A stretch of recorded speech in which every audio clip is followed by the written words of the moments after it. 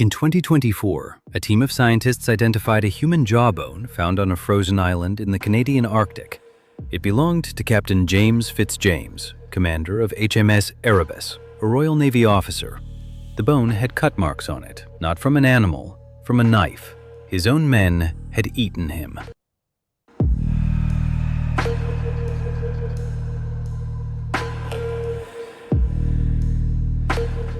May 19th, 1845, two ships leave Greenhithe, England, Erebus, and Terror.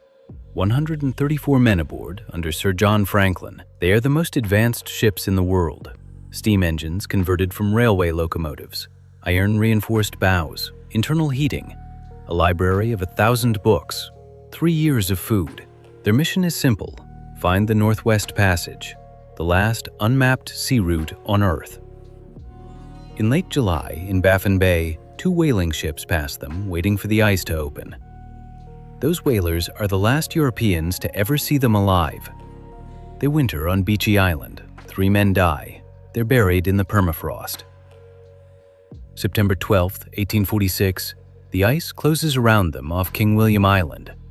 It never lets go. Not that winter, not the next summer, not the winter after. For a year and 7 months, 129 men sit inside 2 wooden ships, frozen into a moving sheet of ice, eating from tins. On June 11, 1847, Sir John Franklin dies. We don't know how. Everything we know about what happened next comes from a single sheet of paper. April 25, 1848. Captain Crozier and Captain Fitzjames abandon the ships. They write a note and leave it in a stone cairn. The first half, written a year earlier, ends with 2 words: all well. The second half is scrawled around the margins because there was no room left on the page. Ships deserted, 9 officers and 15 men dead. 105 souls setting out on foot for the Back River, 400 kilometers, across ice, in April. That note is the last word anyone in that expedition ever wrote. They never made it. Search parties would spend the next century finding pieces of them, a lifeboat on the ice dragged by men who were starving, and inside it, silk handkerchiefs, scented soap, slippers, hair combs, a copy of The Vicar of Wakefield. Dying men hauling a boat across the Arctic carrying soap. In 1854, the explorer John Rae met an Inuk man near Pelly Bay who told him what the Inuit already knew. 35 to 40 white men had starved to death near the mouth of the Back River, and the bodies had been cut up. When Rae reported this in London, the response was fury. Charles Dickens himself wrote publicly that there was no reason to believe any of Franklin's men had prolonged their lives by the dreadful expedient of eating their dead. Dickens was wrong.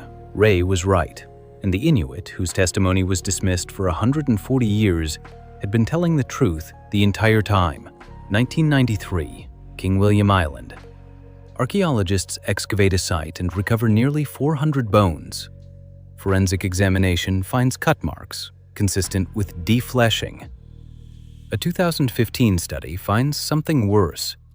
35 bones show breakage and something called pot polishing, the sheen that forms when the end of a bone is boiled in a cooking pot and rubs against the sides. That doesn't happen in the first stage of cannibalism. That happens at the end, when the meat is gone and the last calories left are inside the bone. For a century and a half, they were anonymous. Then the DNA came. 2021, John Gregory, engineer aboard Erebus, confirmed through a living descendant in South Africa. 2024, James Fitzjames, captain, matched through a distant cousin in Suffolk. His jawbone bears the cut marks. And in May of this year, 2026, 4 more. William Oren, able seaman, David Young, ship's boy, John Bridgens, officer's steward, and Harry Pegler, captain of the foretop aboard Terror. A ship's boy, a child or close to it, who died somewhere on that ice. Erebus was found in 2014, Terror in 2016.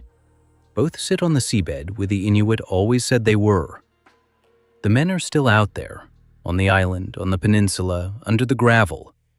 And every few years, the science improves and the Arctic gives back one more name. They are not lost anymore. We know who they were.